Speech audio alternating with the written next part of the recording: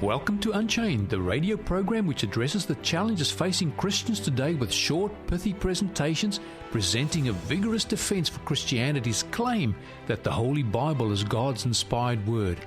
This series deconstructs the arguments of evolutionists, anti-theists, atheists, and other enemies of the Holy Bible.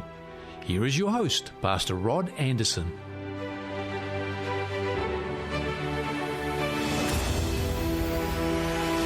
Hi, I'm Rod Anderson.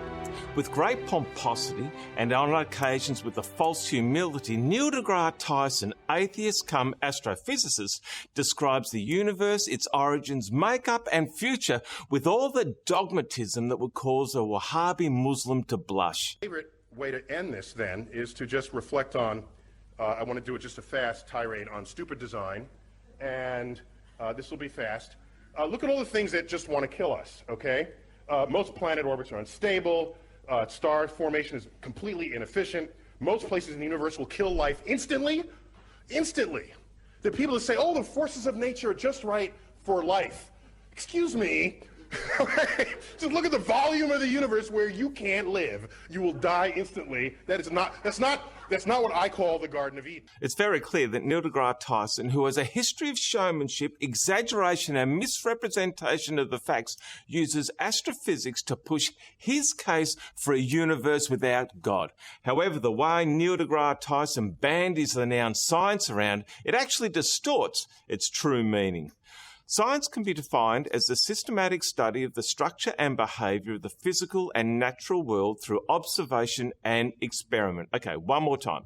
Science is a systematic study of structure and behaviour of the physical and natural world through observation and experiment. Now, this demonstration or this definition here clearly demonstrates that the subjects of theology and science are two entirely different disciplines. Theology focuses itself on the primary cause, that being God as the creator, the sustainer throughout the universe, while science interest itself is on the secondary laws and explains why water boils at the temperature it does, just for an example, or how and when, where and why things happen, such as an eclipse or rainfall or the elliptical orbits of the planets and photosynthesis, etc. However, the problem with men like Neil deGrasse Tyson and Lawrence Krauss is they intentionally misrepresent science and they present it in an aggressive, unbalanced way in order to promote their atheistic views and have built an imaginary impasse between the Bible and true science. But none should confuse the primary cause of the universe being God. And I'm going to repeat this a number of times today because the primary cause being God and the secondary laws, the prime mover God has put in place. The primary cause being God is the one who sets the secondary laws in place and in motion. And it is these laws that science observes and tests, such as the gravitational laws of planetary motion, the laws which govern the replicating of the double helix, mathematical laws of description, etc. Now, those laws are not God any more than the architect of a building is one of the walls inside the building of a home, to quote C.S. Lewis. Now, when astrophysicists ask questions about what they have termed dark or black matter, Christians know that that is not God, because God is a corporeal personal being.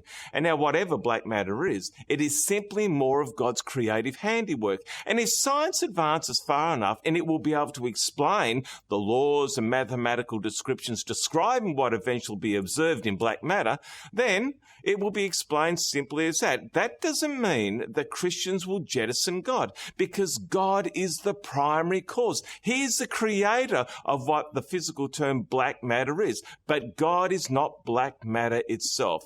Now, my suspicion is this, that the real science is being accomplished by and making grand progress, marvelous progress, by faithful men and women whose names most of us will never hear of, who quietly work for the love of science, not the love of the big stage, publicity or applause or big book sales.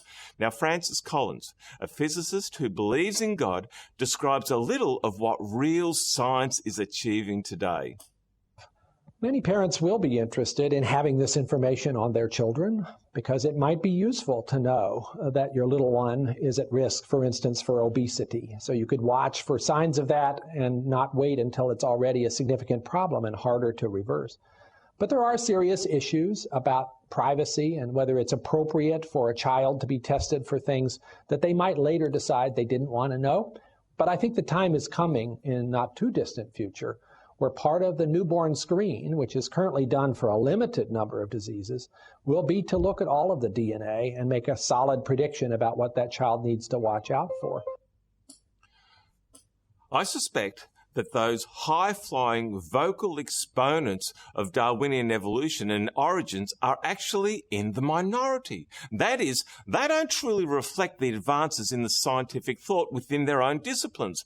But if scientists dare question Darwinism or publish an article that has got the phrase intelligent design, which is code for God, they lose their jobs, grants are denied, and the university tenure, or their university tenure, is at risk. And this has been documented and brought to light in a very number of articles over recent years and in documentaries. For example, in 2008, a documentary called Expelled, narrated by Ben Stein, was released, and I will let you tell him what the findings were.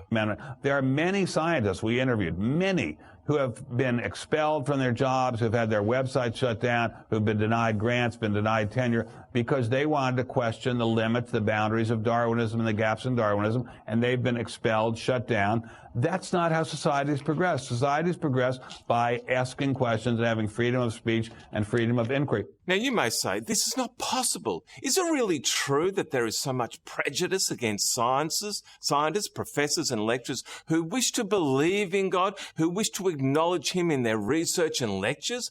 Well, I want you to listen to Lawrence Krauss and Richard Dawkins talking about a lecturer who believes in God. I was told by the professor of astronomy at Oxford of a colleague of his who's an astronomer, an astrophysicist, who writes learned papers, mathematical papers, published in astronomical journals, mathematical papers, assuming that the universe is 13.7 billion years old. But he privately believes the universe is only 6,000 years old. And now, how can a man like that hold down a job in a university as an astrophysicist? And yet we are told, well, it's his private beliefs. You mustn't interfere with this man's private beliefs as long as he writes competent papers in astronomical journals. That's fine. As long as he doesn't, well, I mean, the key thing is, does he teach his private beliefs? Okay, let's hypothetically suppose that he teaches absolutely correctly that the universe is 13.7 billion years old. How could you want to take a class from a man who teaches one thing and believe something so many orders of magnitude different? It demonstrates, you're right. I mean, from my point of view, it would be an interesting question from a university tenure point of view, because it demonstrates clearly intellectual deficiency and in fact, a scholarly deficiency. This prejudice against those who believe in God is marked with bitter animosity, and it appears to me that evolutionary science, or Darwinianism, is an angry science. Often you will hear those that represent the public face of Darwinian science charge Christians with believing in myths and being credulous because they believe what the Bible says.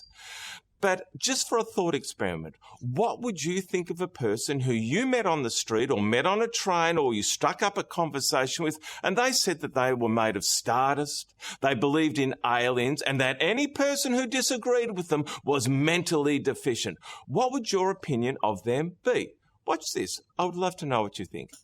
As I've often written that we're all stardust, that every atom in our body came from an exploding star, and the atoms in your left hand may have come from a different atom, from a different star than the atoms in your right hand.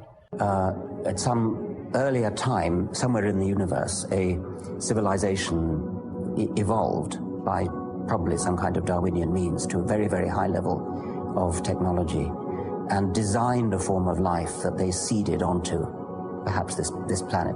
Now, that is a possibility and an intriguing possibility. And I suppose it's possible that you might find evidence for that if you look at the details of biochemistry, molecular biology. You might find a signature of some sort of designer. Wait a second. Richard Dawkins thought intelligent design might be a legitimate pursuit? And that designer could well be a higher intelligence from elsewhere in the universe. Well, but that higher intelligence would itself have had to have come about by some explicable or ultimately explicable process. It couldn't have just jumped into existence spontaneously. That's the point. So Professor Dawkins was not against intelligent design, just certain types of designers, such as God. So the Hebrew God, the God of the Old Testament, he doesn't exist in your view? Certainly. I mean, that would be a very unpleasant prospect. And the Holy Trinity of the New Testament, nothing like that. We've had this happen, but I've had people write me saying, I'm a medical doctor, and I don't believe in evolution. That's a disgrace. Yeah.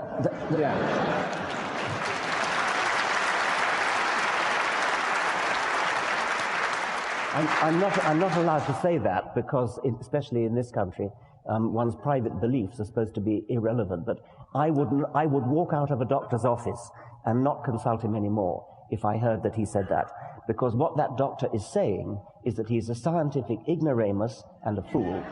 As I asked earlier, what would you think of a person that you met on a train or a bus or in a public place and they said they're made of stardust, believed in aliens, and that people who disagree with them are actually mentally deficient?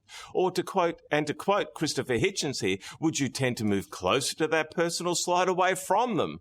Over the years, atheists like Richard Dawkins have changed their positions, altered their hypothesis because of the changing weight of scientific evidence, which directly challenges the views that they once publicised. For example, Richard Dawkins once spoke of a single-cell organism as being the first form of life in the earth as espoused by Charles Darwin, perhaps by a lightning strike into mud. But listen to how Richard Dawkins' language has changed in light of new scientific discoveries. It's from an antecedent species, and even the evolutionary process, the process that Darwin discovered, didn't start from nothing. It had to start from, well, a reasonably complicated chemical beginning, which was the first self-replicating molecule. You can't, I mean, natural selection can't get going until you have genetics, and so you've got to have genetics. And that's not a trivial problem. Now, here, Richard Dawkins is actually saying that things are a lot more complex than what he first thought. And this is based on scientific evidence. And we say, hurrah, good, well done, let's continue to advance. But you see, when we bring up the notion of God, let's not even talk about it. Let's not even discuss it. You see, these evolutionists confess that they don't know how the transition happened from non-life to life. But the genetic laws of biology spoken of here by Richard Dawkins is a quantum leap from his earlier views of a single-cell molecule as Darwin espoused. But still, the teaching or the admission of the existence of God must be resisted, and Darwinism, the unchallengeable mantra, must be extolled. Even Francis Crick, the unabashed atheist, the discoverer of the double helix with James Watson, wrote these words in his book, Life Itself, Its Origins and Nature. This is from page 88. An honest man, armed with all the knowledge available to us now, could only state that in some sense the origin of life appears at the moment to be almost a miracle. So many are the conditions which would have had to be satisfied to get it going. Wow, that's quite a comment from an atheist. From a Darwinian. Now, as noted earlier, Francis Collins now is the American physician, geneticist and physicist, and he's noted for his discoveries of disease and genes and his leadership of the Human Genome Project. He is director of the National Institute of Health, which is a biomedical research facility primarily located in Bethesda, Maryland. He is a brilliant man in every sense of the word, but even in a presentation he gave for the evidence of God, he still pushes the Darwinism mantra, the Big Bang, in order to protect his standing among the scientific elite. It's important that you truly understand what the Bible says and what God's message for you is. And to that end, I want you to have a series of Bible reading guides called the Orchard Faith of Jesus series. And all you have to do to receive them is send me an email with your name, postal address, and phone number to info@theorchardmelbourne.org.au, or go to our website, theorchardmelbourne.org.au, go to the tab marked Contact Us and follow the prompts, and we will mail the study guides out to you wherever you are in the world. Well, our time has run out again, but remember this, the truth has nothing to fear from investigation. I'm Rod Anderson. Goodbye for now. You have been listening to Unchained. We look forward to your company here next time on 3ABN Australia Radio as we continue this series with Pastor Rod Anderson.